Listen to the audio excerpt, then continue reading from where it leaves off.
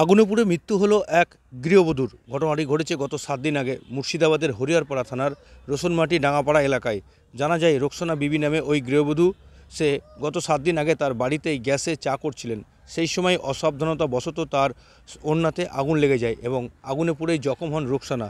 তারপরে পরিবারের সদস্যরা তড়িঘড়ি তাকে সেখান থেকে উদ্ধার করে স্থানীয় হাসপাতালে চিকিৎসার পর বহরমপুরের মুর্শিদাবাদ মেডিকেল কলেজ হাসপাতালে নিয়ে আসলে সেখানে চিকিৎসারত অবস্থায় আজ ভোর নাগাদ তার মৃত্যু হয়।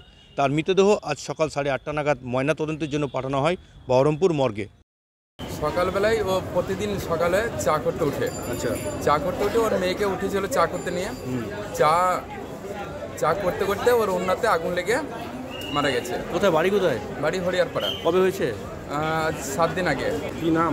রোকসানা খাতুন। পড়াশোনা করতে হবে না। আচ্ছা আচ্ছা। 3 বছর আগে বিয়ে হয়েছে। কখন মারা গেছে? মারা গেছে আজকে 3:18 মানে ভোর নাগাদ। ভোর। কি নাম? রোকসানা খাতুন। আপনার নাম?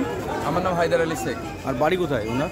ওর বিয়ে হয়েছে যেখানে ঘটনা ঘটেছে হরিয়ারপাড়া। হরিহরপাড়া কোথায়? হরিয়ারপাড়া রসুনমাটি ডাঙ্গাপাড়া। আচ্ছা, রসুনমাটি ডাঙ্গাপাড়া। আপনার নাম? আমার নাম হায়দার আলী শেখ।